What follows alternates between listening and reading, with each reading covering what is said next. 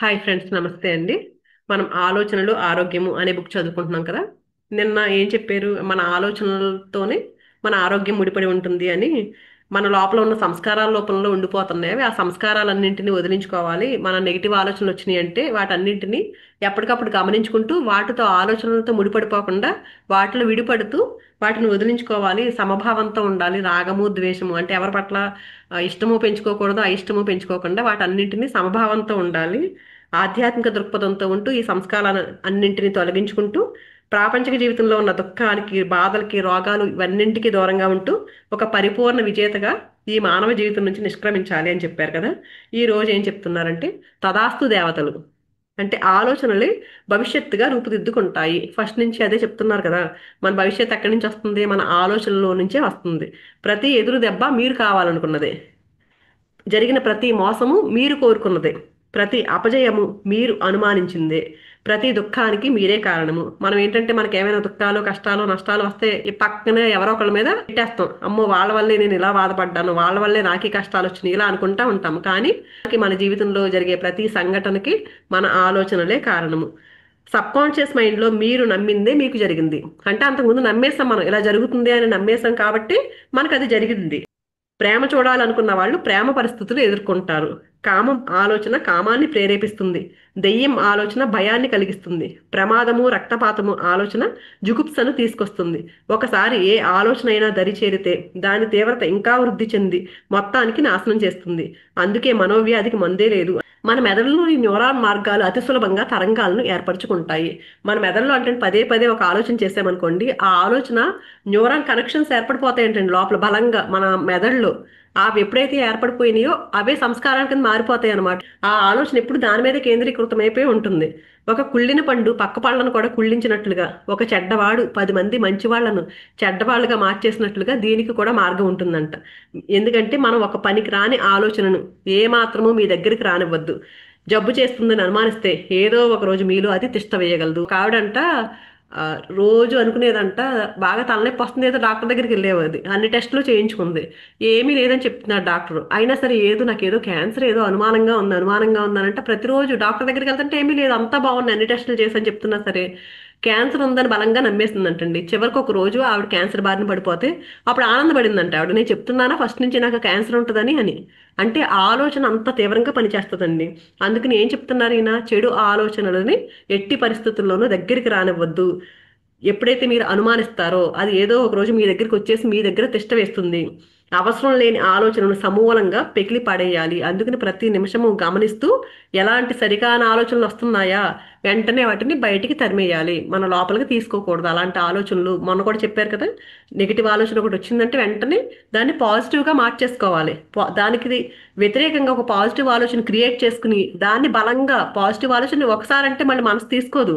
అందుకని ఒక నెగిటివ్ ఆలోచన వచ్చింది అనుకోండి, వెంటనే 10 సార్లు దాన్ని పాజిటివ్ చేసుకుని ఆ పాజిటివ్ ఆలోచనని మన సబ్ కాన్షియస్ మైండ్లో నింపుకోవాలి మనం. అందుకని కొన్ని అనవసరపు నమ్మకాలు మీలో ఉంటే అవి కూడా మీ జీవితంతో ఆడుకుంటాయి. కొన్ని కొన్ని మూఢ నమ్మకాలు ఉంటాయి చూడండి. ఎలాంటివి? నమ్మకాలు వేరు, నిజాలు వేరు. ఉదాహరణకు చెప్తారు కదా, మగవాళ్ళు ఏడవకూడదు అని చెప్పేసండి. నిజంగా మగవాళ్ళకి ఏంటంటే ఏడిస్తే అమ్మో ఎవరన్నా నవ్వుతారేమో నేను ఏడిస్తే అని లోపల భావాలన్నీ దాచేసుకుంటారు. అలాంటి నమ్మకాలు పెట్టేశారు కదా కొన్ని. ఇవన్నీ నమ్మకాలు. లేకపోతే ధనవంతులంతా చెడ్డవాళ్ళు, సమాజం చెడిపోతుంది, ఇవన్నీ కూడా నమ్మకాలేనంటండి. ఇలాంటి వాటిని మీరు నమ్మితే మీలో చెరగని ముద్ర వేసి మీలోని శారీరక స్పందనలను, మానసిక పరివర్తనలను తీసుకొచ్చేస్తాయి. భర్త మంచివాడు కాదు, భార్య మంచిది కాదు, పిల్లలు పనికిరారు, పక్కింటి వాడిని నమ్మద్దు, ఇలాంటివి ఒకళ్ళు ఎవరైనా ఉన్నారనుకోండి మన పక్కన వాళ్ళు, వాళ్ళకి ఏదో సంఘటన జరుగుద్దండి. వాళ్ళ భర్త భార్య మంచివాళ్ళు కాదనుకోండి, అబ్బా పెళ్లి చేసుకుంటే ఇలాగే ఉంటది, భర్తలందరూ ఇలాగే ఉంటారు అంటే ఒక నమ్మకం వేస్తే నాటుకుపోతుంది అనమాట. అది విన్న వాళ్ళకి నాటుకుపో, నిజంగా ఇలాగే ఉంటారా అని ఆ కోణంలోనే చూడడం మొదలు పెడతారు. అందుకని అవి కూడా అలాంటి నమ్మకాలు లోపల లోపల పడిపోతూ ఉంటాయి. ఒకరోజు మీ నమ్మకాలను, ఆలోచనలను నిజం చేస్తాయి. ఎప్పుడైతే ఆ నమ్మకాలను బలంగా నమ్మేస్తామో మనము, ఆ నమ్మకాలు మన జీవితంలో కూడా వచ్చేస్తాయి. ఏంటంటే ఆ ఆలోచనల రూపంలోకి వెళ్ళిపోతున్నాయి ఆ నమ్మకాలు. ఎప్పుడైతే ఆ ఆలోచనలను మన లోపల పెట్టుకున్నామో అవి ఒక రోజు నిజంగా సంఘటనలుగా మన జీవితంలో కూడా మారిపోతాయి. అందుకని ఇలాంటి ఆలోచనలను స్వాగతించిన రోజే మనలో మార్పు వచ్చేస్తుంది. మన ఆలోచన విధానమే ఈ దుస్థితికి కారణం. అందుకని మనం నెగిటివ్ ఆలోచనలు చేయకూడదు. ఎవరైనా నెగిటివ్ ఆలోచనలు చేశారనుకోండి, వాళ్ళని కూడా ఏం చేయాలి, ఎప్పటికప్పుడు ఖండించుకుంటా ఉండాలి. ఖండించుకోకపోతే ఏమవుతుంది, మన లోపల ఆ నెగిటివ్ ఆలోచన మన మన జీవితంలోకి వచ్చేస్తుంది ఆ సంఘటన కింద. అందుకని పొరపాటును కూడా ఎలాంటి నెగిటివ్ ఆలోచనని మనం చేయకూడదు. అలాగే పక్కన వాళ్ళు ఎవరో చెప్తుంటే కూడా అలాంటి ఆలోచనను అసలు తీసుకోకూడదు. అసలు అలాంటి మాటలు వినకూడదు. చిన్నపిల్లలతో నువ్వు ఎందుకు పనికిరావు, నువ్వు చూడు వాళ్ళ చూడు ఎలా ఉన్నారు, ఇలాంటి మాటలు మాట్లాడుతూ ఉంటాం కదండి. వాడికి భయం, వాడు వెళ్ళలేడు. తల్లిదండ్రులు చెప్పేస్తారండి, వాడు చక్కగా వెళ్తాడు చీకట్లోకి, వాడికి భయం అంటారు.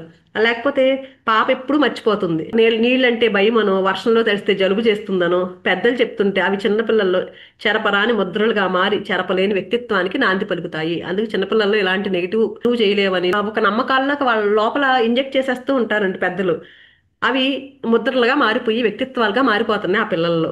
ఓం అనే పదానికి ఎన్నో అర్థాలు ఉన్నాయంటండి. కానీ అన్ని వైపుల నుంచి మంచి ఆలోచనలు స్వీకరించు అనేది కూడా ఒక అర్థం అంటండి.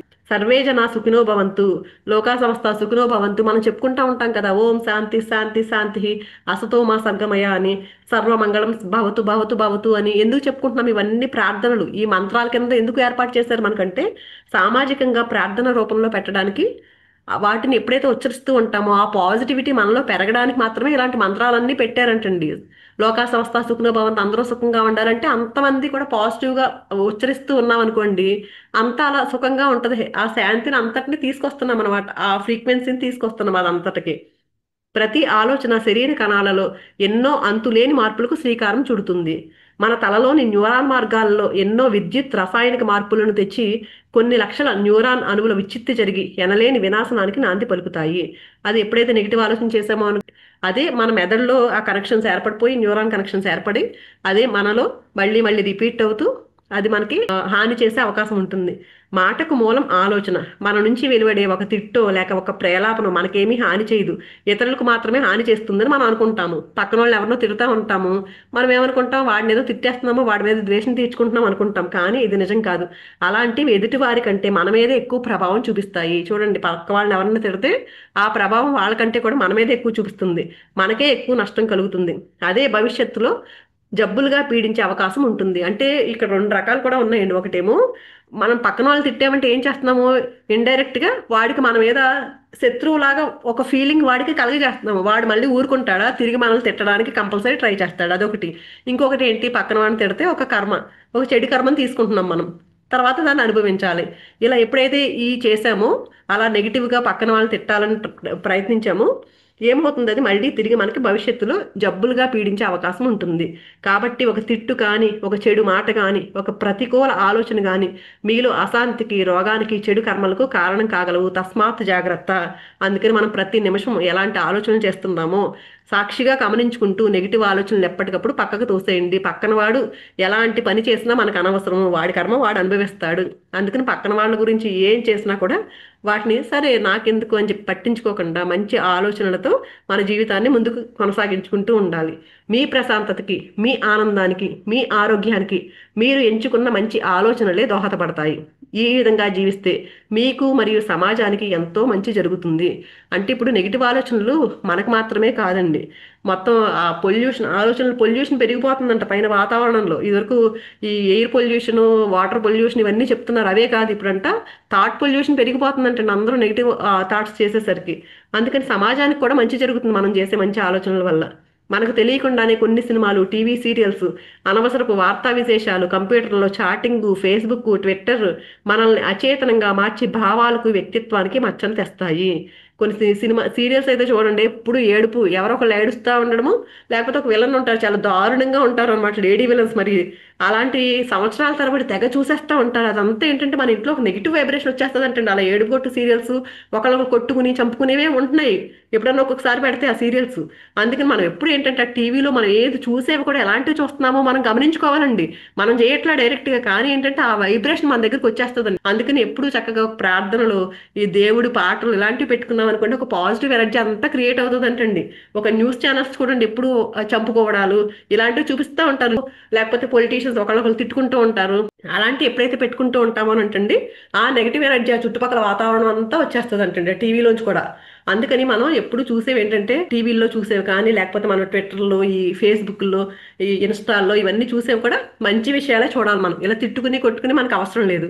చక్కగా కామెడీ సీరియల్స్ కామెడీ జరిగేవి చూడండి, అంతేగాని ఇలా ద్వేష భావాలు ఇలాంటివి ఉన్నవి అస్సలు చూడొద్దు. ఎందుకంటే అవి కూడా మనకి ఎఫెక్ట్ అవుతాయి. అలాంటివి చూస్తున్నప్పుడు మనల్ని అచేతనంగా మార్చి అంటే ఎరుకులేని స్థితిలో తీసుకెళ్ళిపోతాయండి. తీసుకెళ్ళిపోయి మన భావాలకు మన వ్యక్తిత్వానికి కూడా మచ్చ తీసుకొస్తాయి, అనారోగ్యాలకు కారణాలు అవుతాయి.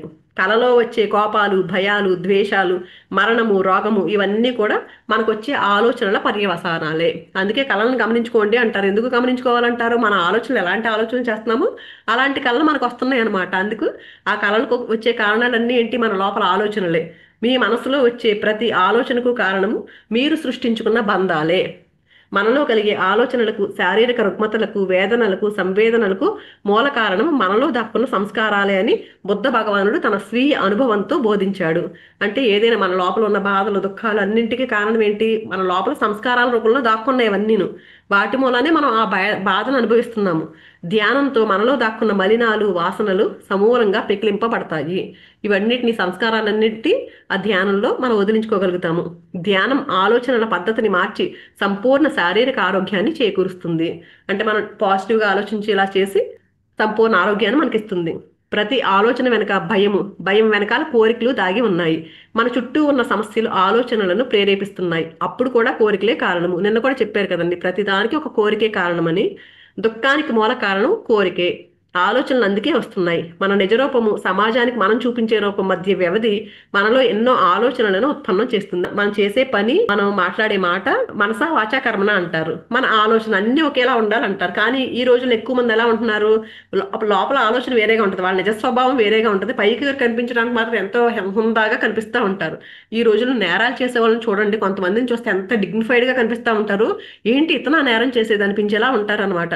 అంటే లోపల ఒక రకంగా, బయటకు ఒక రకంగా కనిపిస్తూ ఉన్నారు. ఆ రెండిట్ల మధ్యలో ఉన్న ఆ వ్యవధి ఏంటంటే ఎన్నో ఆలోచనలు కలగజేస్తుందంట. ప్రతి విషయంలోనూ మన అంతరాంతరాలలో కోరిక దాక్కుని వేరేలా సమాజానికి చూపించాలని ప్రయత్నం చేస్తూ లోపల వ్యధకు కారణభూతం అవుతుంది. అంటే మన లోపల ఒక రకంగా ఉండి బయటకు వేరేలా చూపించాలనుకున్నాం అనుకోండి, అంటే దానికి మళ్ళీ అబద్ధాలు ఇవన్నీ చెప్పాలి కదా, దానికి ఎంతో లోపల తెలియకుండా ఎంతో వ్యధ అనుభవించాల్సి వస్తుంది. అప్పుడు మనలో దాగి ఉన్న కోరిక మనసులో జరుగుతున్న వాటికి భిన్నంగా శరీరాన్ని ప్రవర్తింపచేస్తూ ఇంకొన్ని కొత్త ఆలోచనల ఉద్భవానికి కారకమవుతుంది. అలాంటప్పుడు ఏంటి, ఇంకా కొత్త కొత్త ఆలోచనలు రావడానికి కారణమవుతుంది. అలా ఉన్నప్పుడు జీవితంలో ప్రతి విషయంలోనూ, అంటే తల్లిదండ్రుల పట్ల, ఉపాధ్యాయుల పట్ల, జీవిత భాగస్వామి దగ్గర, పిల్లల పట్ల, ఉద్యోగ నిర్వహణలో, సమాజంలో నటిస్తూ జీవనం కొనసాగిస్తున్నారు మీరు. మీకు కావలసిన వాటితో భిన్నంగా ఉంటూ కోరికలకు, పరిస్థితులకు మధ్య శరీరము, మనస్సు భిన్న ప్రవృత్తులతో చర్చిస్తుంది. అంటే లోపల ఒక రకంగా ఉండి చుట్టుపక్కల వాళ్ళతో ఎలా ఉంటున్నారు, ఓపెన్ గా ఉండట్లేదు అనమాట. లోపల వేరేగా ఉండి బయట వేరేగా ప్రవర్తిస్తున్నారు ఎక్కువగా. అణిచివేయబడిన దుఃఖాలు, భయాలు, ఊహలు భవిష్యత్తులో కలల మాదిరిగా, ఆలోచనల మాదిరిగా రూపుదిద్దుకుంటాయి. మన లోపల ఏవైతే మనకి ఏమైనా ఉన్నాయనుకోండి, దుఃఖము, భయం ఇవన్నీ ఉన్నాయనుకోండి, వాటిని చక్కగా బయటికి రానిచ్చేయాలండి. అలా కాకుండా మనం లోపల అణగదొక్కేసుకుని బయటికి ఏంటి బాగున్నాం అన్నట్టు కనిపిస్తున్నాము. ఆ ఎమోషన్స్ ఏవైతే ఉన్నాయో వాటిని వదలలేదనుకోండి, అవే భవిష్యత్తులో ఆలోచనల రూపంలో, కళల రూపంలో రూపుదిద్దుకుంటాయి, సంస్కారాల రూపంలో రూపుదిద్దుకుంటాయి. అవే ఎన్నో రకాల అనారోగ్యాలకు దారితీస్తాయి. ఇతరుల గురించి ఎప్పుడైనా సరే ఏ కోసానా నెగిటివ్గా ఆలోచించవద్దు. అలాంటి ఆలోచనలు కలిగినప్పుడు ఆ సమయంలో వేరే పనిలో నిమగ్నం అయిపోవాలి. పక్కన వాళ్ళ గురించి నెగిటివ్ ఆలోచన వచ్చిందనుకోండి, దాని అసలు వెంటనే అప్పటికప్పుడు కట్ చేసి వేరే పనిలో పడిపోవాలి. ధ్యానం ఎక్కువగా చేసుకోవాలి. జీవితాంతం ఆలోచనలతోనే ఉండి రోజుకి సుమారు 60,000 ఆలోచనలకు అలవాటు పడితే అవి ఒకేసారి వదిలేయాలంటే వదలడం అంత సులభ సాధ్యం కాదు. మనం అనుకుంటాం ఏంటి ఆలోచనలు వస్తూనే ఉన్నాయండి, ప్రాక్టీస్ చేసినా అంటున్నారు. కానీ ఎన్ని రోజుకు మనం 60,000 ఆలోచనలు చేసాం. మరి చిన్నప్పటి నుంచి చేయడం అలవాటు అయిపోయింది మనకి. ఇప్పుడు ఒకేసారి అన్ని పోవాలంటే టైం పడుతుంది కదా. అందుకు ప్రతిరోజు ప్రాక్టీస్ చేయాలి. దానికి చాలా కష్టపడాలి.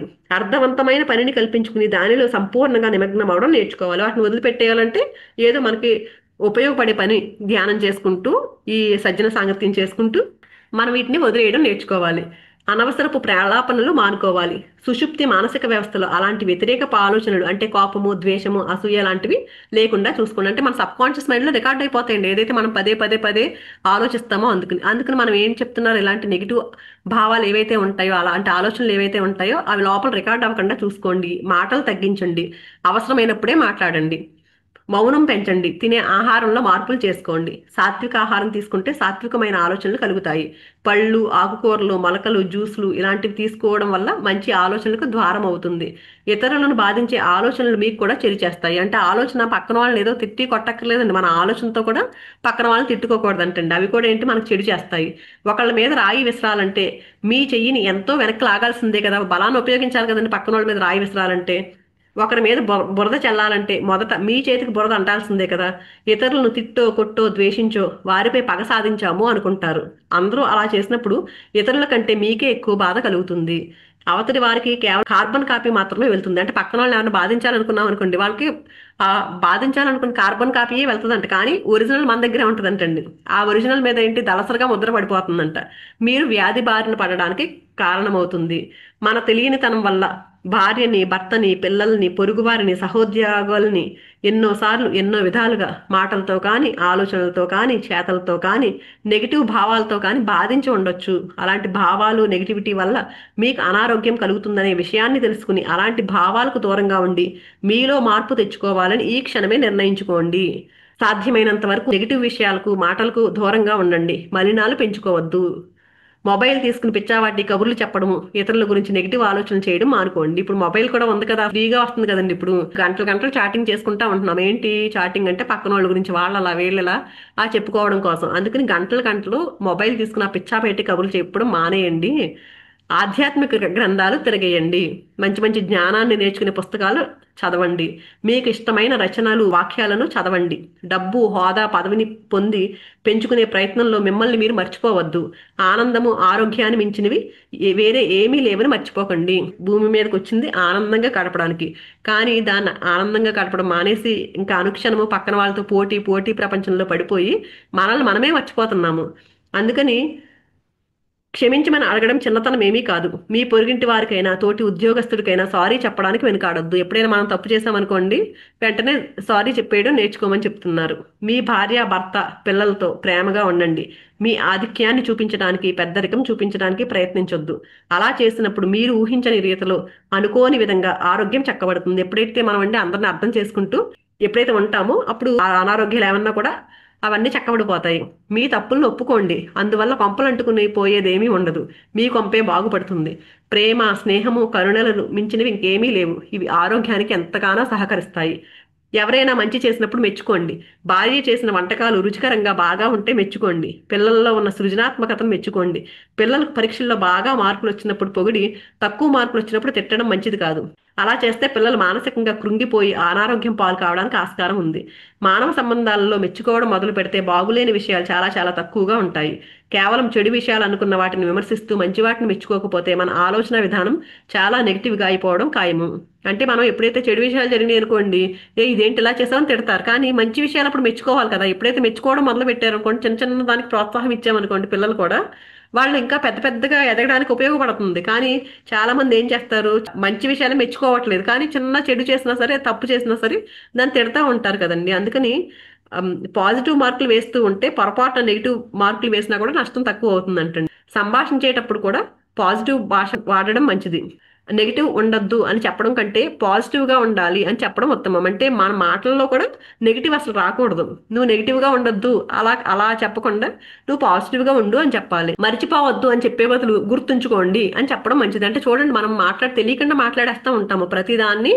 ఆ మాట్లాడే మాటల్లో కూడా లేదు, కాదు, వద్దు ఈ మాటలు అసలు ఉపయోగించకూడదంటండి. దానికి ఆల్టర్నేటివ్ గా ఉంది, కావాలి, చేస్తున్నాను ఇలా పాజిటివ్ గానే మాట్లాడాలంట. ఉదాహరణకి ఎర్రకోతని చూడొద్దు అని చెప్తే ఎర్రకోతే కనిపిస్తుంది, ఏది చేయొద్దని చెప్తే అదే కనిపిస్తుంది. అందుకని చిన్న చిన్న మార్పులు తీసుకొస్తే జీవితంలో ముందుకు వెళ్ళొచ్చు. పిల్లల్ని భయపెట్టడం మంచిది కాదు.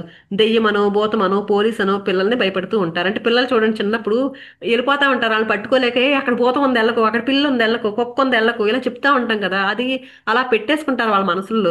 వర్షంలో తెలిస్తే జలుబు చేస్తుందని పిల్లల్ని వారిస్తూ ఉంటారు, కానీ జలుబు రాకుండా రోగ నిరోధక శక్తి ఎలా పెంచుకోవాలో వారికి చెప్పరంట.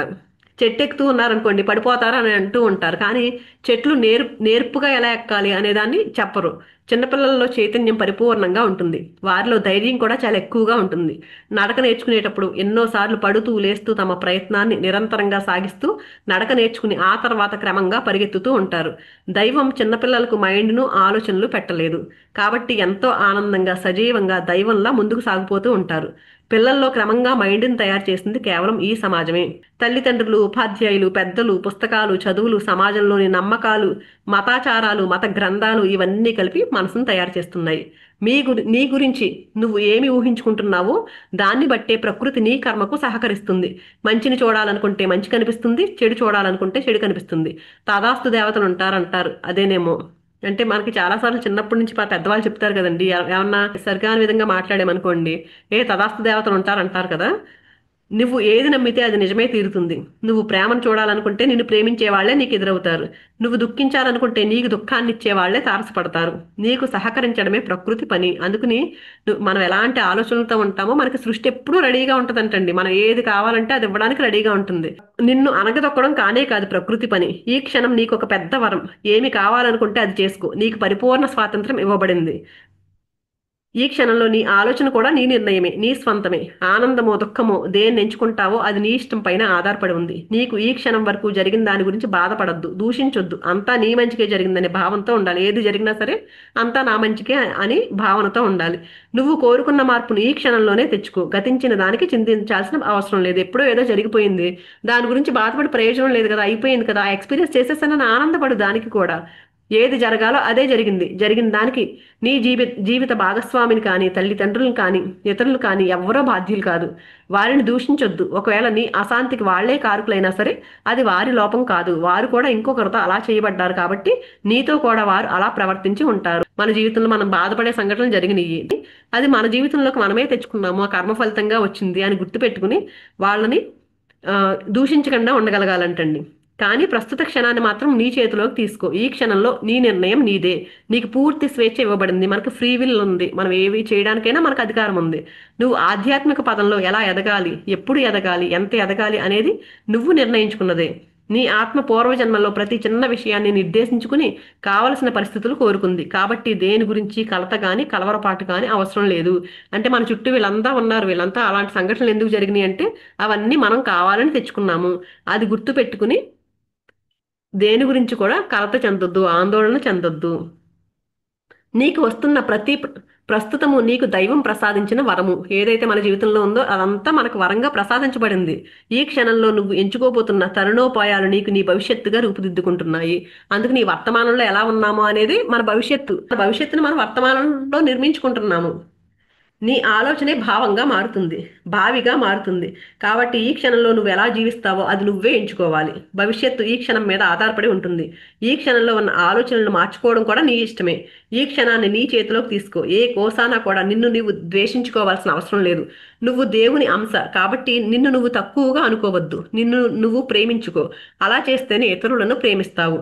నీ నమ్మకాలు ఎలా ఉంటే అలాంటి వారిని ఆకర్షిస్తావు.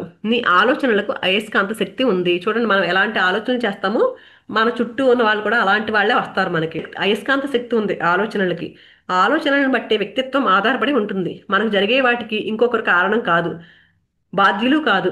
ఇంకొకరిలో స్వార్థం కనిపిస్తే మనలో ఎక్కడో లోతుగా అలాంటి వాటిని ఇతరులతో ప్రేరేపింపజేసే గుణమైనా ఉండాలి, లేకపోతే అలాంటి వారు మన దాపును చేరేటట్లు చేస్తూ అయినా ఉండాలి. అంటే ఎవరికైనా ఎదుటి వాళ్ళు చాలా స్వార్థంగా ఉంటారు అనుకున్నాం అనుకోండి, అంటే ఏంటి, మనలో స్వార్థం ఉంది కాబట్టి వాళ్ళలో స్వార్థాన్ని చూడగలుగుతున్నామంటండి. లేకపోతే ఏంటంటే మనం వాళ్ళలో స్వార్థాన్ని ప్రేరేపించే గుణం ఉందంట మనకి. అంటే పక్కన వాడు చాలా అహంకారంగా ఉన్నాడు అనుకున్నాం అనుకోండి, ఆ అహంకారం మనలో ఉంది కాబట్టి వాళ్ళలో కనిపిస్తుంది. లేకపోతే ఆ అహంకారాన్ని ప్రేరేపించే గుణమైనా మనలో ఉంటదంటండి. అందుకే మనం చూడగలుగుతున్నామంట. అందుకని ఇతరులను తిట్టుకుంటే నీ శరీరమే వ్యాధిగ్రస్తం అవుతుంది. పక్కన వాళ్ళని తిట్టుకోవద్దు. ఎన్నో రకాల జబ్బులు, క్యాన్సర్, ఆర్థరైటిస్, ట్యూమర్, హృదయానికి సంబంధించిన జబ్బులు, డయాబెటీస్ ఇలాంటివన్నీ మన శరీరంలో స్థిరపడిపోతాయంటండి పక్కన వాళ్ళని తిట్టుకుంటూ ఉంటే. నిన్ను నువ్వు ప్రేమించుకోవాలి, ఇతరులను ద్వేషించకూడదు. అసలైన సంపూర్ణ ఆరోగ్యం అప్పుడే కలుగుతుంది. ఎన్నో రకాల మొండి వ్యాధులు కూడా మాయమైపోతాయి. ఎప్పుడైతే అందరినీ ప్రేమించగలుగుతామో అప్పుడు అన్ని రోగాలు నయమైపోతాయి. ఇతరులపై ద్వేషభావం పూర్తిగా నశించాలి. ఇదే జబ్బులకు మూల కారణము. దైవ చింతన, అందరినీ ప్రేమించడము, సేవ, కరుణ, మైత్రీభావము మనకి మంచి చేస్తాయి, ఇతరులకు కూడా మంచి చేస్తాయి. ప్రతిరోజు అందరినీ క్షమించు. రాత్రి నిద్రపోయే ముందు నీ ప్రార్థన క్షమించేదిగా ఉండాలి. అంటే ఏమైనా ఆ రోజు జరిగినాయి అనుకోండి, ఆ రోజు సాయంత్రం ఏం చేయాలి? అందరినీ క్షమించేయాలండి. నిజంగా మన జీవితంలో మనకి బాధ వచ్చే సంఘటనలు జరిగినాయి, ఆ ఆ వ్యక్తుల్ని, ఆ పరిస్థితుల్ని అన్నింటినీ నైట్ పడుకునే ముందు ఒక్కసారి గుర్తు చేసుకుని అందరినీ క్షమించేయాలండి ఒక్కసారి. నీలో ఇంకా వదిలేయాలన్నమాట. క్షమించేసి ఏం చేయాలి? దానికి పట్టుకోకూడదు. అయిపోయింది, సరే ఎక్స్పీరియన్స్ చేసేసాను నేను, అది ఎక్స్పీరియన్స్ చేయడానికి మాత్రమే మన జీవితంలోకి తెచ్చుకున్నాను నేను, ఇంకని వదిలిపెట్టేయాలండి దాన్ని. నీలో దైవ సంబంధిత భావాలు నిండిపోవాలి. ప్రేమమూర్తివి, కరుణామయుడివి కావాలి. నిన్ను నీవు దేవుడి కుమారుడిగా భావించుకోవాలి. అప్పుడే వ్యాధులన్నింటికి స్వస్తి చెప్పగలుగుతావు. విజేతగా నిలవాలన్నా, నీ చుట్టూ ప్రేమ కనపడాలన్నా, ఆరోగ్యంగా ఉండాలన్నా, శ్రీమంతుడివి కావాలన్నా నిన్ను నువ్వు ప్రేమించుకోవాలి. ఇతరుల పట్ల ప్రేమభావంతో ఉండాలి. దైవాన్ని ప్రేమించాలి. నీ అంతరాత్మే దైవము. నీ అంతరాత్మను మార్చుకోవడమే దైవం అని తెలుసుకో. నీ హృదయంలో కుళ్ళు కుతంత్రము ఉంటే, నీ లోపల చెత్త భావాలుంటే, నీ ఆత్మ పరిశుద్ధం కాకపోతే దేవుడు ఎలా నీ లోపలికి వస్తాడు? అంటే మన లోపలే దైవత్వం ఉంది అంటే ఈ లోపల మలినాలన్నీ తీసేసినప్పుడే. లేకపోతే పరిశుద్ధంగా లేదనుకోండి, దేవుడు ఎలా వస్తాడు నీ లోపలికి? పసిపిల్లల్లో ఉండే అమాయక లక్షణం నీలో పెరగాలి. యోగా అంటే చిత్త వృత్తుల నిరోధమే కదా. చిత్త వృత్తులు అంటే మనసు ప్రకంపనలే కదా. అలౌకికమైన అమాయకత్వంలోనే కదా దైవ సన్నిధి ప్రాప్తించేది. దైవత్వం నీలో ఉంటే ఇక అనారోగ్యానికి తావెక్కడ ఉంటుంది? ఎప్పుడైతే ఉంటే పసిపిల్లలు దైవాలతో సమానం అని చెప్తారు. ఎందుకంటే వాళ్ళంత కల్మషం లేకుండా ఉంటారు కదా. మనం కూడా ఎప్పుడైతే అలా ఉంటామో, మనం కూడా ఆ దైవంతో కనెక్ట్ అయిపోయి ఎలా ఉంటాం? ఇంక అనారోగ్యాలు ఉండవు, మనల్ని బాధించవు అవి. అందుకు అందరినీ స్వీకరించు. వ్యతిరేక భావాలు, అసూయ, ద్వేషాలు, తిరస్కార భావాలతో ఉంటే అది నీకు ఇతరులకు కూడా హానికరము. ఆ అనంత చైతన్య శక్తికి నీ ఆత్మశక్తికి మధ్య ఎప్పుడైతే సంబంధం ఏర్పడి ఉంటుందో అప్పుడు నీకు ఆరోగ్య క్షీణత కానీ నీ ఆనందంలో లోటు కానీ ఏమీ ఉండదు. అందరితో సఖ్యతతో ఉండడమే, మనసా వాచా కర్మణ ప్రేమపూర్వకంగా ఉండడమే ఆ దైవంతో సంబంధం కలిగి ఉండడము. అంటే దైవంతో సంబంధం కలగడం అంటే మన ఆత్మతో మనం కనెక్ట్ అవ్వాలంటే ఏం చేయాలంటే ప్రేమతో ఉండాలి అందరి పట్ల, అందరి పట్ల మనసా వాచా కర్మణ కూడా. స్వీయ చైతన్యం విశ్వ చైతన్యంతో ఐక్యం అవడమే అసలైన ఆరోగ్యము. సాహసంతో జీవిస్తే భయమే ఉండదు. అనిశ్చితిని స్వీకరిస్తే అభద్రతే ఉండదు. ఇక్కడతో ఈ చాప్టర్ అయిపోయిందండి. తర్వాత చాప్టర్ నమ్మకాలే సమస్యలకు మూలము. పుట్టినప్పుడు ప్రతి పసికందు దైవంతో సమానమే, దేవుని బిడ్డడే. ప్రతి విషయంలోనూ సంపూర్ణత్వాన్ని సంతరించుకుని ఉంటాడు పసిబిడ్డ. కానీ రాను రాను తల్లిదండ్రులు, సమాజము తాను ఏదో నిరూపించాలని, ఏదో సాధించాలని, పిల్లవాడిగా తను చేస్తున్నది తప్పని పదే పదే హెచ్చరిస్తూ వాడిని ఒక తప్పుల తడకలాగా తయారు చేస్తుంది. అంటే పుట్టేటప్పుడు అందరూ సంపూర్ణంగానే పుడతారండి, కానీ పుట్టిన తర్వాత చుట్టూ తల్లిదండ్రుల వల్ల, సమాజం వల్లే మారిపోతూ ఉంటాడు. అసలు సత్యం ఏంటంటే పిల్లవాడు పుట్టినప్పుడు దైవ సమానుడు. ఏడ్చినా, నవ్వినా, ఆడుకున్నా, ఏది అనుభవిస్తున్నా సంపూర్ణత్వంలోనే ఉంటాడు. తనను తాను ప్రేమిస్తాడు. తనలో ఏదో తప్పు ఉందని అనుకోడు. తన జ్ఞానేంద్రియాలను అంటే కళ్ళు, ముక్కు, చెవులు, నాలుక, చర్మము, చేతులు, కాళ్ళు, తలను ఒకే విధంగా చూస్తాడు. ఒక భాగం చిన్నదని, మరొక భాగం పెద్దదని, మంచిదని పెద్దవాళ్ళు అనుకునే విధంగా తారతమ్యంతో చూడడు. స్వచ్ఛంగా ఉంటాడు, సత్యంతో ఉంటాడు. పసిపిల్లల్లో ఏ విషయంలోనూ నటన ఉండదు. నవ్వొస్తే స్వచ్ఛంగా సంపూర్ణంగా నవ్వుతారు. కోపం వస్తే పూర్తిగా కోపాన్ని ప్రదర్శిస్తాడు. చూడడము, వినడము, వాసన చూడడము, స్పర్శించడము, రుచి చూడడము, వీటన్నింటిలోనూ సంపూర్ణంగా అనుభవిస్తాడు. ముసుగులు అసలే ఉండవు. తరతమ భేదం లేకుండా ప్రేమను గాని, ఆనందాన్ని గాని పంచిస్తాడు. ప్రేమ స్వరూపమే పసిపిల్లలు. కానీ అలాంటి ప్రేమమూర్తులను, వారిలోని లోపాలను, లొసుగులను, బలహీనతలను పదే పదే గుర్తు చేసి వాళ్ళని ఒక మరబొమ్మగా మారుస్తారు.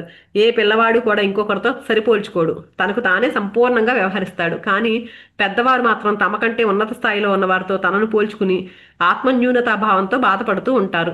తమకన్నా తక్కువ స్థాయిలో ఉన్న వారితో పోల్చుకుని గర్వంగా వ్యవహరిస్తూ ఉంటారు. ప్రకృతిలో ఏ ఇతర జీవుల్లో కూడా ఈ సరిపోల్చుకోవడం అనేది ఉండదు. అంటే ప్రకృతి ఏది, చెట్లు కానీ, జంతువులు కానీ పక్కన వాళ్ళతో పోల్చుకోరంటండి. కానీ మనుషులు మాత్రమే పోల్చుకుంటూ వాళ్ళకంటే ఎక్కువగా ఉన్నాం అనుకోండి, నేను గొప్పగా ఉన్నాను అహంకారం, తక్కువగా ఉన్నాం అనుకోండి, అబ్బో నేను ఏంటిలా లేను అని ఇన్ఫీరియారిటీ, అలా ఫీల్ అయిపోతూ ఉంటారంట. అందుకే ఒక చిన్న చెట్టు, మరో పెద్ద చెట్టు రెండు కూడా ఎలా ఉన్నాయంటే అందంగా, ప్రకృతి సిద్ధంగా ఉన్నాయంటండి. చిన్న జీవి, పెద్ద జీవి అన్నీ కూడా ఆరోగ్యంగా, ఆనందంగా ఉన్నాయి. కానీ మనిషి ఎప్పుడు ఏదో వ్యధలో, తనకేదో తక్కువైపోయిందని భావనలో, ఆత్మన్యూనతా భావనలో ఉంటాడు. పెద్దవాళ్ళు ఎప్పుడు తమ పరిస్థితులకు వేరొకరు కారకులు అనే భావనతోనే ద్వేషము, ఈర్ష్య, అసూయలతో సతమతమైపోతూ ఉంటారు. తమ పేదరికానికి, శారీరక అనారోగ్యానికి, చెడిపోయిన సంబంధాలకి, అపజయాలకి కారణాలను బయట వెతుకుతూ ఉంటారు. ఎవరైనా అనారోగ్యంతో బాధపడి ఉన్నారనుకోండి, వాళ్ళ గురించి నేను ఎలా ఉన్నాను అని చెప్తూ ఉంటారు కదా మనుషులు ఎక్కువగా. కానీ వీటన్నింటికి కారణం తమ ఆలోచన సరళే అని మాత్రం గుర్తించట్లేదు. అంటే పక్కన వాళ్ళు ఎవరి మీదో నిందేసేస్తూ ఉంటారు, నా జీవితానికి కారణం వాళ్ళే అని. కానీ ఎందుకు కారణం నీ జీవితం అలా ఉండడానికంటే మన లోపల ఉన్న ఆలోచనలే, అది మాత్రం గుర్తించట్లేదు. మస్తిష్కంలో కదిలే ఆలోచనలకు, మాట్లాడే పదాలకు అసలు ఏ మాత్రం పొంతన లేకుండా తయారయ్యాడు. మనిషి తనను తానే మోసం చేసుకుంటున్నాడు. తనకు లోపల కావాల్సిన దానికి భిన్నంగా ప్రవర్తిస్తున్నాడు. తనకి ఏం కావాలో మర్చిపోతున్నాడు. వేరొకరి జీవితాన్ని జీవిస్తూ నటనా ప్రపంచంలో స్థిరపడిపోయాడు. తన సరదాలను అణిచివేస్తూ బతుకుతున్నాడు. ఇలా జీవనయానం కొనసాగిస్తూ తాను దుఃఖానికి, ద్వేషానికి దగ్గరవుతున్నాడు. అంటే పక్కన వాళ్ళు ఎవరినో చూసి నేను కూడా అలాగే అవ్వాలనుకుని అలా నటిస్తూ బతుకుతున్నాడు. లోపల ఎలా ఉందో అలా ఉండట్లేదు. అందుకనే దుఃఖము, ద్వేషంతో ఉంటున్నాడు. ఉదాహరణకి మీకు డ్యాన్స్ అంటే ఎక్కువ ఇష్టం ఉందనుకోండి, అయినా సరే మీ తల్లిదండ్రులు చెప్పిన విధంగా ఇంజనీర్ అయితేనో, లేకపోతే ఆర్టిస్ట్ కావాలన్నా సరే డాక్టర్ చేయమని చెప్పారనుకోండి, అది బాగుంటుంది అని చెప్పారనుకోండి, ఆ చదివే చదవాలి అని నిర్దేశిస్తే మీ ఇష్టాన్ని చదువుకుని మీరు డాక్టర్ వృత్తి చేపడితే మీ అంతరాత్మను ఎలా సంతృప్తి పరచగలరు? అంటే కిందకు వచ్చేటప్పుడు ఇలా డిజైన్ చేసుకొచ్చారు, ఏవో ఆర్టిస్ట్ అవుతానని డిజైన్ చేసుకొచ్చారు. కానీ పేరెంట్స్ లేదు నువ్వు డాక్టరే చదవాలని చెప్పారనుకోండి, డాక్టర్ చదివారనుకోండి, అప్పుడు ఏమవుతుందో సోల్ ప్లాన్ ప్రకారం ముందుకు వెళ్ళట్లేదు కదా, ఒక అసంతృప్తితో జీవిస్తూ ఉంటాడు అనమాట. ఆనందానికి ఎలా దగ్గర అవ్వగలడు? అందుకే మిమ్మల్ని మీరు నిరంతరంగా ద్వేషించుకుంటున్నారు. మిమ్మల్ని మీరు ప్రేమించుకోలేకపోతే మీ జీవితం ఎలా ఉంటుంది? దుర్భరంగా తయారవదు. ఈ మదనతోనే మీరు మీ ఆరోగ్యాన్ని పాడు చేసుకుంటున్నారు. ఎప్పుడైతే ఆ సోల్ ప్లాన్కి విభిన్నంగా పక్క నుంచి వేరేగా వెళ్ళామనుకోండి, అప్పుడు లోపల ఏదో తెలియని అసంతృప్తి ఉంటుంది. దాంతో జీవితం దుర్భరంగా అనిపిస్తుంది అనమాట. అప్పుడు అనారోగ్యం మన దగ్గరికి వస్తుంది. అనారోగ్యకరమైన ఆహారాన్ని తిని మిమ్మల్ని మీరు శిక్షించుకుంటున్నారు. బాధ, నొప్పులు తెచ్చుకుంటున్నారు. మిమ్మల్ని మీరు ఇష్టపడడం లేదు కాబట్టి శత్రువులకు దగ్గర అవుతున్నారు. మీకే మీరు ఇష్టం లేదు కాబట్టి కష్టాలకు, బాధలకు, నష్టాలకు ఆకర్షితులవుతున్నారు. మిమ్మల్ని మీరు ప్రేమించుకుంటే వీటన్నింటినీ వదిలేయగలుగుతారు, దూరంగా జరగగలరు. మిమ్మల్ని మీరు ప్రేమించుకోవడానికి కీర్తి, పేరు, పరువు ప్రతిష్టలతో సంబంధం లేదు. ఈ క్షణమే మీకు ఒక వరము. మీ ఆలోచన పద్ధతి ఈ క్షణంలో మారితే మీ భవిష్యత్తు మొత్తము మారిపోతుంది. మీ గురించి మీ ఆలోచన ఈ క్షణం మారితే చాలు. గతంలో మిమ్మల్ని ఎవరు ఏ విధంగా ప్రభావితం చేసినా, ఏ విధంగా తిట్టినా వారందరినీ హృదయపూర్వకంగా క్షమించండి. వారు గతంలో మీతో అలా చేయాలని మీ ఆత్మే కోరుకుంది. అదంతా మనం ఒక అనుభవం కోసం తెచ్చుకున్నాము. అందుకని హృదయపూర్వకంగా క్షమించండి వారందరినీ. మీ తల్లిదండ్రులను ప్రేమతో క్షమించండి. మీకు మీరే అలాంటి పరిస్థితులు కావాలని కోరుకున్నారు కాబట్టి అలా జరిగింది. మీరు ఏది నమ్మితే అది మీకు ఒప్పు. సమస్యలన్నింటికీ కారణం మన నమ్మకాలే. సమస్యలకు ఆలోచనలు మూల కారణము. మీ గురించి మీరు ఎలా ఆలోచిస్తే అలా జరుగుతుంది. అన్ని సమస్యలకు మూల కారణము ఆత్మన్యూనతా భావము, ఇంకా మిమ్మల్ని మీరు ప్రేమించుకోకపోవడమే. ఉద్యోగ నిర్వహణలో సమస్యలు, మిత్రులు లేకపోవడము, ఆర్థిక సమస్యలు, ఇవన్నీ కూడా ఇలాంటివి ఎన్నో ఉంటాయి. మీరు ఎదుగుతున్న కొద్దీ మీలో ఉన్న కొన్ని నమ్మకాలను మార్చుకోవాల్సిన అవసరం ఉంది. చిన్నతనంలో పిల్లలుగా ఉన్నప్పుడు కొన్ని నమ్మకాలు, ఆలోచనలు అవసరం అవ్వచ్చు. పెద్దవాళ్ళు అవుతున్న కొద్దీ కొన్ని నమ్మకాలు వదిలేయాలి లేదా మార్చుకోవాలి. ఈ రోజు చేసే ఆలోచన ఈ రోజుకే పరిమితం. ఉదాహరణ, అజ్ఞాత వ్యక్తులను నమ్మవద్దు అనే సూచన సందర్భాన్ని బట్టి మారే అవకాశం ఉంది. మరి కొన్ని సార్లు తెలియని వ్యక్తులను కూడా నమ్మాల్సి వస్తుంది కదండి. ఇప్పుడు ఏదైతే ఏర్పరచుకుంటామో ఆ నమ్మకాలను కొన్ని మార్చుకోవాల్సిన అవసరం వస్తుంది. అలాంటప్పుడు మార్చుకుంటూ ముందుకు వెళ్ళాలి. నమ్మకాలు వేరే, నిజాలు వేరే. కొంతమంది చిన్న చిన్న విషయాలు బోర్ అని, అయ్యో అని, అబ్బా అని, ఛీ అని, షిట్ అనే పదాలతో తమ నిరసనను వ్యక్తం చేస్తూ ఉంటారు. మనం మానసికంగా ఏది ఊహిస్తామో అదే తిరిగి వస్తుంది. కొంతమంది ఎండ ఎక్కువగా ఉంటే అయ్యో అంటారు, వర్షం పడితే అయ్యో అంటారు. ప్రతిదీ నెగిటివ్గా చూడడం అలవాటు చేసుకున్నారు. ఆనందంగా ఉండాలంటే ఆనందమయమైన ఆలోచనలు కావాలి. మరి ఈ క్షణంలో మనం ఆలోచించే విధానమే మన జీవితాన్ని మార్చేయగలదు. గతంలో ఎలా ఉన్నారు అనే దానికి సంబంధం లేదు. మీ శక్తి అంతా ఈ క్షణమే. ఈ క్షణం మీకు పరిపూర్ణ స్వేచ్ఛా శక్తి ఇస్తుంది. కాబట్టి సమస్యలు, కష్టాలు తెచ్చే ఆలోచనలకు దూరంగా ఉండండి. ఈ క్షణంలో వచ్చే అనవసరపు ఆలోచనలను గెంటేయండి. ఈ క్షణంలో వచ్చే చెడు ఆలోచనలు మారిస్తే పరిస్థితులు కూడా మార్చుకోవచ్చు. కానీ వచ్చిన చిక్కు ఏంటంటే ఆలోచనలు ఒక ప్రవాహం లాంటివి. ధ్యానం మాత్రమే ఆ ప్రవాహానికి అడ్డుకట్ట వేయగలదు, అదుపు చేయగలదు.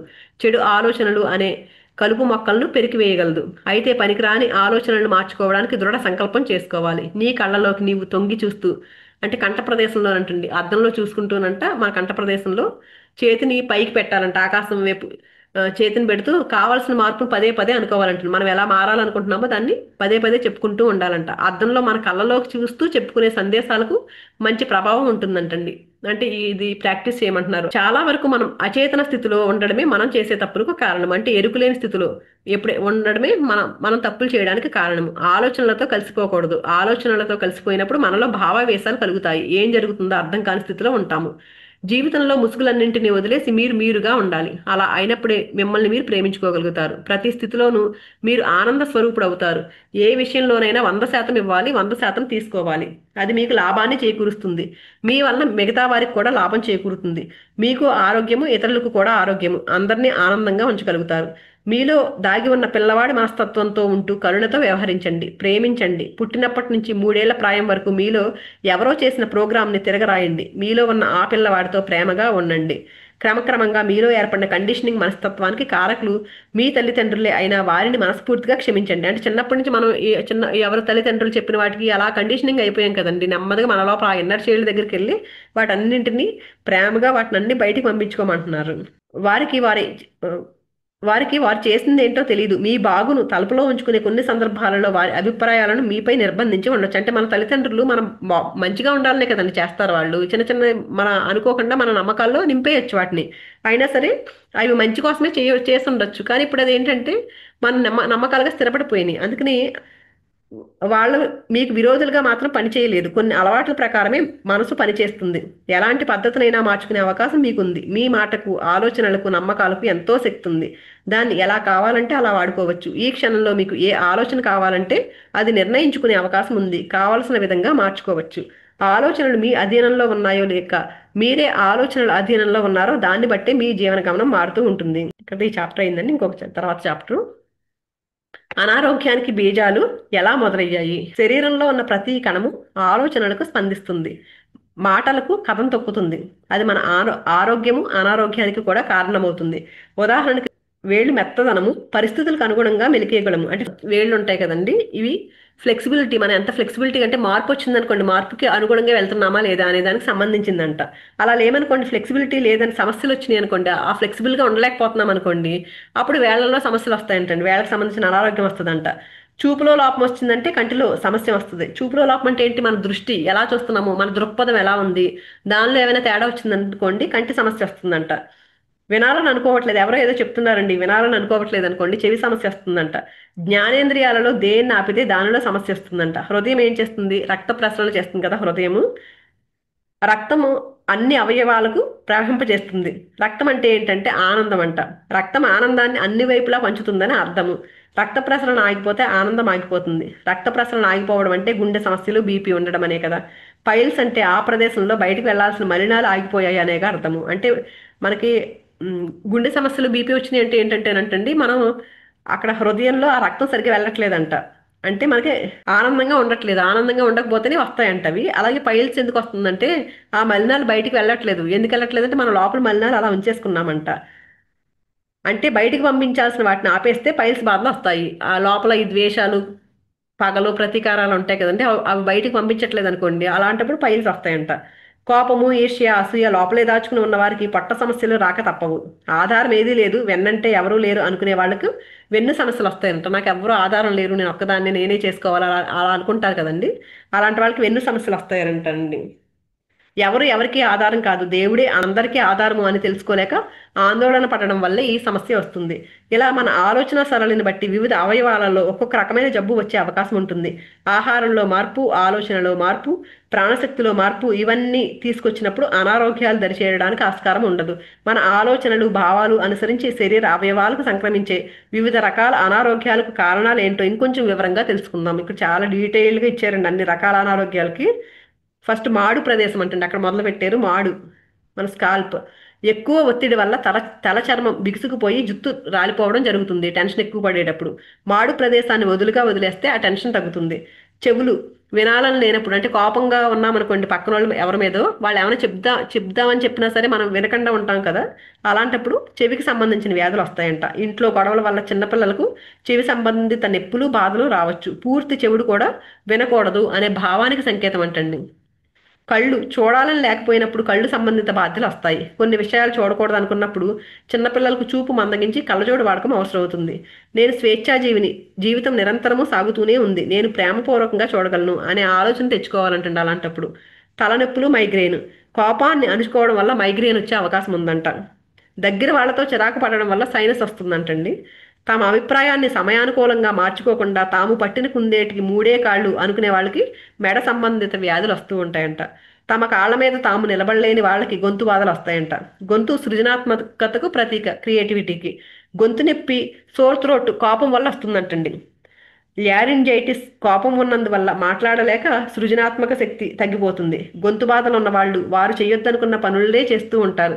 అసంతృప్తి, నిరాశ, నిస్పృహలతో ఉన్న వారిలో క్రియేటివిటీ నశించి వారు చేయాలనుకున్న పనిని కూడా చేయలేకపోతారు. ఇలాంటి వారికి థైరాయిడ్ వచ్చే అవకాశం ఉంది. ఆలోచనలు ఎక్కువగా చేసే వాళ్ళ వేలి కణుపులు చాలా కఠినంగా ఉంటాయి. చేతులు గట్టిగా పట్టుకుని ఉండేవాళ్ళు కొత్తదనాన్ని దేన్ని స్వీకరించలేరు. కరచాలనం చేయడం తెరిచిన హృదయానికి ప్రతీక. జీవితంలో వారికి ఆధారభూతంగా ఎవరూ లేరు అనే భావన కలిగిన వారికి వెన్నుబాధలు కలిగే అవకాశం ఉంది. ఆధారం ఎవరూ లేరు అనే భావోద్వేగం వల్ల వెన్ను పై భాగంలో నొప్పి కలుగుతుంది. తప్పు చేసిన భావంతో బాధపడుతున్నప్పుడు, అంటే గిల్టీగా ఫీల్ అవుతూ ఉన్నప్పుడు వెన్ను మధ్యలో ఎవరో కత్తితో పొడిచినట్లు బాధ కలుగుతుంది. డబ్బు సంబంధిత ఇబ్బందులు కలిగినప్పుడు వెన్ను క్రింది భాగంలో బాధలు వస్తాయి.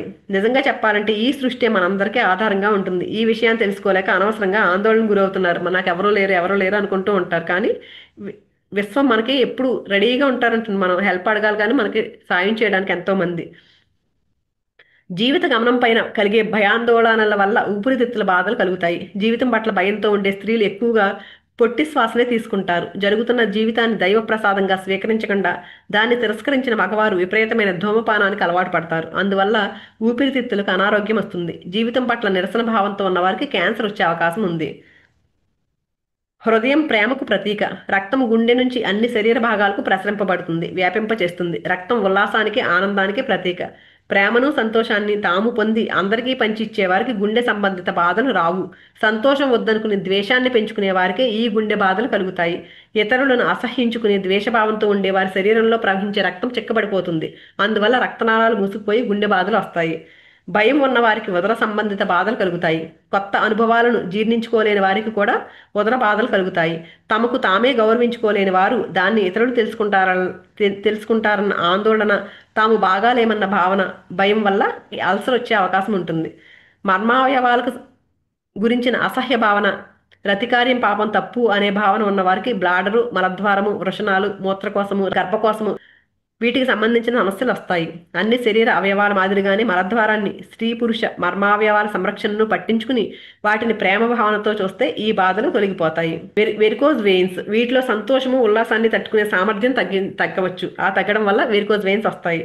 ఏ విషయంలోనైనా సరే మార్పును ఆమోదించకుండా అహంభావంతో ఉండి వంగడానికి ఇష్టపడంగా ఉండే వారిలో మోకాలు నొప్పులు, బాధలు వచ్చే అవకాశం ఉంది. ఎలా జరిగితే అలా జరగని అనే లెట్ గో భావనతో ఉంటే నొప్పులు ఉండవు.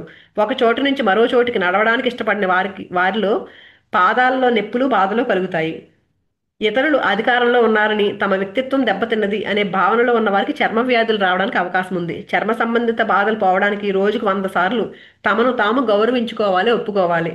చట్టాన్ని, ప్రభుత్వాధికారాలని వ్యతిరేకించే మనస్తత్వం ఉన్నవాళ్ళు యాక్సిడెంట్స్ ఎక్కువగా ఎదుర్కొంటారు. అలాంటి వారు తప్పు చేసిన వారికి శిక్ష పడాలని కోరుకుంటారు. అధికారుల సానుభూతిని, తమ పట్ల శ్రద్ధను కోరుకుంటారు.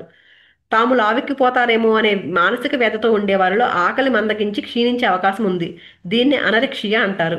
తమపై తమకు ఒక అసహ్యపు భావన, జీవితం పట్ల విరక్తి ఉన్నవారికి ఈ వ్యాధి వస్తుంది. ఎలా ఉన్నది అలా తమను తాము స్వీకరించుకుని గౌరవించుకుంటే అనరెక్సియా నుండి బయటపడవచ్చు. ఎల్లప్పుడూ తమను తాము విమర్శించుకుని ఇతరులను కూడా ప్రతి దానికి విమర్శిస్తూ ఉండేవారికి ఆర్థరైటిస్, కీళ్ల నొప్పులు వచ్చే అవకాశం ఉంది. నేనెందుకు పనికిరాననే భావనతో తమను తాము నిందించుకునే వారికి ఆస్తమా వస్తుంది. ఆందోళన, దుఃఖము, వ్యధిత మానసిక స్థితి, నిరాశ, నిస్పృహ ఉన్న వారిలో చెప్పలేని కోపం ఉంటుంది. దీనివల్ల జ్వరము, ఒళ్ళు నొప్పులు వాటికి గురవుతారు. ఇతరులు చేసిన పని సమంజసమైనది కాదు అనే ఒక నిరసన భావంతో, కోపంతో ఎంతో కాలంగా వ్యధతో ఉండేవారికి క్యాన్సర్ వస్తుంది. క్షమాగుణాన్ని అలవర్చుకుని అందరినీ ప్రేమించడం మొదలు పెడితే ఈ వ్యాధిని అధిగమించవచ్చు. అభద్రతా భావం వల్ల శారీరక బరువు పెరుగుతూ ఉంటుంది. తమను తాము ప్రేమించుకుని ఎలా ఉన్నా ఒప్పుకుని ఆహార నియమాలను పాటిస్తే అధిక బరువును క్రమంగా తగ్గించుకోవచ్చు. తాము తప్పు చేశామని దానికి గాను తమకు శిక్ష పడాలనే భావన ఎప్పటి నుంచో నాటుకుపోయి ఉన్న వారికి నొప్పులు కలుగుతూ ఉంటాయి. రక్తం గడ్డకట్టి మెదడు భాగాలకు రక్త ప్రసరణ సరిగ్గా జరగనప్పుడు పక్షవాతము, అచేతనత్వం కలుగుతాయి. శరీరం స్వాధీనం తప్పుతుంది. అపస్మారక స్థితి కూడా కలుగుతుంది. నిజం చెప్పాలంటే రక్తము అన్ని శరీర అవయవాలకు ప్రసరించడం అంటే ఉల్లాసాన్ని, సంతోషాన్ని, చేతనత్వాన్ని అన్ని వైపులా వ్యాప్తి చేయడమే. మనిషిలో కూడా వ్యతిరేకపు భావనలు, అసంతృప్తి, ప్రేమతత్వం తగ్గి ద్వేషభావం పెరిగితే ఇలాంటి జబ్బులు వస్తాయి. అనుకూల భావనలతో ఉంటూ ప్రేమతత్వాన్ని పెంపొందించుకోవడమే ఈ జబ్బుల పాలన పడకుండా ఉండడానికి సరైన మందు. శరీరం పట్టేసినట్లుగా ఉండి ఎటు కదలాలన్నా బాధ కలుగుతుంటే ప్రతిరోజు శారీరక భాగాలను గుర్తిస్తూ రిలాక్స్ చేస్తూ నొప్పులు బాధలు తొలగిపోతున్నాయి అనే పాజిటివ్ భావనలు చేస్తూ ఉండాలి. శ్రావ్యమైన ఆహ్లాదకరమైన ప్రశాంతమైన సంగీతాన్ని వింటూ ఉండాలి. రోజు రోజుకి తాము బాగుపడుతున్న భావనలు తెచ్చుకుంటూ ఉండాలి. దుఃఖాన్ని ఆపుకుని దాచుకుని భావోద్వేగాలను అణుచుకుని ఏడుపును ఆపుకునే వారికి వాపులు వస్తూ ఉంటాయంటండి, స్వెల్లింగ్స్ వస్తాయి కదా. మీకు మీరే ఈ సామర్థ్యాన్ని గుర్తించి విజృంభించి ధైర్యంతో మీ పూర్వపు స్థాయిని నిలబెట్టుకుంటే వాపులను అధిగమించవచ్చు. మానసిక ఆందోళనలు భావావేశాలను అణిచివేయడం వల్ల వివిధ శారీరక భాగాలలో అంతర్గతంగా ట్యూమర్లు పెరుగుతూ ఉంటాయి. ఉదాహరణకు కడుపులో గర్భాశయంలో ట్యూమర్లు వస్తాయి కదండి, అవి. ప్రేమకు దూరం అవుతే ఒళ్ళు నొప్పులు కలుగుతాయి. నిరాశ నిస్పృహలు ఎక్కువైతే మత్తు పానీయాలకు అలవాటు పడతారు. ఫ్లెక్సిబిలిటీ లేకపోవడం వల్ల చీలమండ అంటే యాంకిల్, మోకాళ్ళు, మెడ భాగాలలో నొప్పులు, సర్వైకల్ స్పాండిలైటిస్, పిరుదుల సమస్యలు వస్తూ ఉంటాయి. పాత విషయాలను మర్చిపోలేకపోతే పైల్స్, మలబద్ధకం లాంటివన్నీ లోపల మిగిలిపోతాయి. భయం వల్ల కడుపులో నొప్పులు, ఎపెండిసైటిస్, నిద్ర లేకపోవడము, శ్వాసకోశ వ్యాధులు అంటే ఆస్తమా లాంటివి, ఎక్కిళ్ళు, శరీరం దుర్వాసనకు లోను కావడము, డిసెంట్రీ, ఫ్రిజిడిటీ, అల్సరు, నెర్వస్నెస్, పక్షవాతము, పాత విషయాల మీద గిల్టీ భావంతో తప్పు చేస్తున్న భావం వల్ల, ఆత్మ న్యూనతాభావం వల్ల చర్మ వ్యాధులు, ట్యూమర్లు, కొలాన్ సమస్యలు వస్తాయి. ఎక్కువ తింటే కసి, కోపము పెరుగుతాయి. ఉల్లాసము ఆనందం తగ్గినప్పుడు రక్త ప్రసరణలో లోపాలు వస్తుంటాయి. ఆనందంతో ఉంటే రక్తనాళాలు బాగా పనిచేసి రక్త ప్రసరణ, ప్రాణ సంచలనం బాగా జరుగుతుంది. దానివల్ల హృదయ సంబంధిత వ్యాధులు రావు. విమర్శలు చేస్తూ ఒకరిని వేలెత్తి చూపిస్తూ పితూరులు చెప్పడం అలవాటున్న వాళ్ళకు ఆర్థరైటిస్, లివర్ సంబంధిత వ్యాధులు వస్తాయి. నిన్ను ప్రేమించేవారు తగ్గి నీలో కోపం పెరిగితే కూడా కీళ్ల సమస్యలు రావచ్చు. బాగా ఒత్తిడి ఉంటే తల వెంట్రుకల సమస్యలు వస్తాయి. కుటుంబంలో గొడవలు వచ్చినప్పుడు యాంగర్ ఎట్మేటా లాంటి సమస్య వస్తుంది. కొలెస్ట్రాల్ పెరిగినప్పుడు ఆనందం తగ్గుతుంది. కోపం వస్తే లివర్ సమస్యలు, పచ్చకామర్ల వ్యాధి లాంటివి, దవడల్లో నొప్పులు, ఇన్ఫ్లమేషన్ సమస్యలు వచ్చే అవకాశం ఉంది. ఇన్ఫెక్షను, రొమాటిజము, కీళ్ల నొప్పులు, పిత్తాశయంలో రాళ్ళు, మూత్ర విసర్జనలో బాధలు, బాయిల్స్, బర్న్స్ ఇవన్నీ కూడా రావచ్చు. కోపము ద్వేషము ఎక్కువైనప్పుడు అన్నీ మర్చిపోయే సమస్య కూడా వస్తుంది. కోపం తగ్గించుకోవడం కోసం కొంత పళ్ళు కొరుకుతూ ఉంటారు. దీన్ని బర్సైటిస్ అంటారు. అర్థం లేని ఆలోచనల వల్ల గ్యాస్ సమస్యలు వస్తాయి. జీవితంలో విముఖత వస్తే పిచ్చివారుగా మారే అవకాశం ఉంది. భవిష్యత్తును గురించిన భయాలు ఉన్నవారికి కాళ్ల సమస్యలు, దీర్ఘవ్యాధులు రావచ్చు. దుఃఖం అవధులు దాటి జీవితంపై విరక్తి కలిగిన వారికి క్యాన్సర్ వ్యాధి, ఊపిరితిత్తుల సమస్యలు, నిమోనియా వచ్చే ప్రమాదం ఉంది. దుఃఖం బాధలను అణిచిపెట్టుకున్న వారికి థైరాయిడ్ సమస్యలు వచ్చే అవకాశం ఉంది. ఇతరులను ఎక్కువ అజమాయిషి అంటే వేరే వాళ్ళని కంట్రోల్ చేయాలని అనుకుంటూ ఉంటారు కదా, వాళ్ళకి పార్కిన్సన్ అంటే ఒళ్ళు వనకడం ఆ వ్యాధి రావచ్చు. బరువు బాధ్యతలు ఎక్కువగా పెట్టుకుంటే, అధైర్యపడితే వెరికోజ్ వెయిన్స్లో సమస్యలు, ట్రాన్సిలిటిస్, భుజం నొప్పులు, ట్యూమర్లు కూడా వచ్చే అవకాశం ఉంది. అభద్రతా భావం, ఇన్సెక్యూరిటీ ఉన్న వారికి ఒబిసిటీ, నత్తి రావచ్చు. పిల్లల్ని బాగా అదుపులో పెట్టాలని వారిలో ఉన్న క్రియేటివిటీని తల్లిదండ్రులు గుర్తించకుండా ప్రోత్సహించకపోతే ఆ పిల్లలకు గొంతు సమస్యలు వచ్చే ప్రమాదం ఉంది. చూడండి, ఇక్కడ పిల్లలు వాళ్ళ క్రియేటివిటీ ఒకటి ఏదో చేయాలని వస్తారండి, వాళ్ళు మనం దాన్ని గుర్తించకుండా ఉన్నామనుకోండి, ఆ పిల్లలకంటే గొంతు సమస్యలు అంటే లోపల చెప్పకుండా ఆపేసుకుంటున్నారు అన్నమాట ఆ పిల్లలు. అలాంటి వాళ్ళకంటండి గొంతు సమస్యలు వచ్చే ప్రమాదం ఉంటుందంటండి. కొత్త విషయాలను అంగీకరించలేని వారికి గ్యాస్ట్రైటిస్, అలసట వచ్చే అవకాశం ఉంది. వినే గుణం లేకపోతే అంటే వినలేకపోతే చెవి నొప్పి లేదా చెవుడు రావచ్చు. కళ్ళ ముందు జరుగుతున్నవి చూడలేకపోతే క్యాట్రాక్ట్ రావచ్చు. జీవితం భాగస్వామి ముందు బాధలు దాచుకుంటే ఫైబ్రాయిడ్స్, ట్యూమర్స్ రావచ్చు. స్త్రీ తనకు తాను ద్వేషించుకుంటే ఋతు సమస్యలు, వ్యాజినైటిస్ లాంటివి రావచ్చు. జీవితమే వ్యర్థం అనుకునే వారికి డిప్రెషన్ రావచ్చు. జీవితంలో తమకు ఎదురుపడే విషయాల నుంచి తప్పించుకోవాలనుకునే వారికి ద్వేషం పెరిగి ఎపిలెప్సీ అంటే మూర్ఛ వ్యాధి, అమ్నీషియా వ్యాధులు వచ్చే అవకాశం ఉంది. నిర్ణయం తీసుకోలేని వాళ్లకు పళ్ళ బాధలు వస్తాయి. తమలో చెత్త పెరుగుతుంది, హైజిన్ లేదు అనుకునే వారికి కుష్టు వ్యాధి, చర్మ సంబంధిత వ్యాధులు, దుర్వాసనలు రావచ్చు. జీవితంలో తీయదనం ఏమి లేదు, వదిలేయాలనుకున్నంత దుఃఖం ఉన్న వారికి మధుమేహం, డయాబెటీస్ రావచ్చు. జీవితం కష్టంగా ఉంది అనుకుంటే ఆస్టియోపరాసిస్, కీళ్ల నొప్పులు రావచ్చు. క్రూరమైన ఆలోచనల వల్ల క్షయ, టీబీ రావచ్చు. ఇలా ప్రతి శారీరక అనారోగ్యానికి, జబ్బుకి మూల కారణము మానసిక పరమైనదే. ఇన్ని రకాలు చెప్పారు. ప్రతి దానికి నేను మానసికమైన ఈ బాధలన్నిటికీ కారణం ఏంటంటే మన ఆలోచనలు, ఎలాంటి నెగిటివ్ ఆలోచనలు ఏవైతే ఉంటాయో ఒక్కో దానికి ఒక్కొక్క రకమైన జబ్బు. ఇవన్నీ కూడా సైకోసొమాటిక్ సమస్యలు. ప్రతి జబ్బు ఆలోచనలతో ముడిపడి ఉంది. అందుకని for all physical problems the non physical is the route అంట. సరైన ఆలోచనలు ఉంటేనే ఆరోగ్యం సరిగ్గా ఉంటుంది అనేది నిజము. అయితే పైన చెప్పిన వ్యాధుల కారణాలు వైద్యులు పరీక్షలు చేసి నిర్ధారించే కారణాలను వ్యతిరేకించడం మాత్రం కాదు. అంటే డాక్టర్స్ పరీక్షించి వాళ్ళు చెప్పే కారణాలకి వ్యతిరేకం కాదు ఇవి, కానీ ఇవి కూడా కారణాలని చెప్తున్నారండి. వైద్యో నారాయణో హరిహి అంటారు పెద్దలు. వైద్యులు అందించే సేవలు దేనితోనూ సరికావు. అయితే ఈ కారణాలన్నీ కేవలం వ్యక్తుల మానసిక స్థితులను బట్టి ఆయా సమస్యలు వచ్చే అవకాశం ఉందని మాత్రమే సూచించడం జరిగింది. అంటే ఇది ఉంటే ఇదే అని చెప్పేసి వదిలేయడం కాకుండా డాక్టర్ల దగ్గరికి వెళ్ళి వాళ్ళు ఏం చెప్పింది వినాలి, కానీ ఇది కూడా సమస్యలు అవుతాయి. ఇవి కేవలం ఆయా మానసిక భావోద్వేగాల స్థితుల నుంచి బయటపడాలి అని సూచించే నివారణోపాయాలు మాత్రమే. నేను ఏం చెప్తున్నానంటే డాక్టర్ దగ్గరికి వెళ్ళకుండా ఇది ఇదే అనేసి మనం ఫిక్స్ అయిపోకుండా ఇవి చేస్తే అంటే ఇప్పుడు షుగర్ గురించి చెప్పారు కదండి, దానికి ఏంటి దేనివల్ల షుగర్ వచ్చిందని చెప్పారు, అవి తగ్గించుకున్నాం అనుకోండి, అలాంటి భావాలు తగ్గించుకున్నాం అనుకోండి, అప్పుడు అది ఉపయోగపడుతుందని చెప్పడం కోసం చెప్పారండి ఇవన్నీ. నివారణ చేసుకోవచ్చు, ఈ గుణాలను మార్చుకుంటే మన లోపల ఈ భావాలను మార్చుకుంటే మనం ఆ వ్యాధి నుంచి పడవచ్చు అని చెప్పడానికి నేను చెప్పానని చెప్తున్నారు. ఎల్లప్పుడూ జీవం నాలో ప్రవహిస్తుంది, నాలో దేవుడు ప్రవహిస్తున్నాడు అనే భావనలు తెచ్చుకుంటే నేర్చుకుంటే ఇలాంటి జబ్బులన్నింటికి దూరంగా ఉండగలుగుతాము. గతించిన గతం ఒక భూతము, వర్తమానంలో మనల్ని వరిస్తున్న క్షణము ఒక వరము. ఈ విషయాన్ని దృష్టిలో ఉంచుకుని ఇకనైనా ప్రతి విషయంలోనూ ప్రతికూల ఆలోచనలు మాని పాజిటివ్ ఆలోచనలు చేస్తూ ఉండండి. ఆనందము, ఆరోగ్యము, శాంతి వైపు ప్రయాణం సాగించండి. అందుకని ఏవైనా నెగిటివ్ ఆలోచనలు రానివ్వకుండా, గతంలో ఏదో జరిగిపోయిన వాటన్నింటి గురించి ఆలోచించకుండా వర్తమానంలో ఉండండి. ఆ వర్తమానమే మనకు ఒక వరము అని చెప్తున్నారు. మనసు నటిస్తే శరీరం వికటిస్తుంది, హృదయం జీవిస్తే శరీరం శోభిస్తుంది. ఇక్కడతో ఈ చాప్టర్ అయిపోయిందండి. మిగిలింది రేపు చెప్పుకుందాము. థ్యాంక్ యూ సో మచ్ అండి.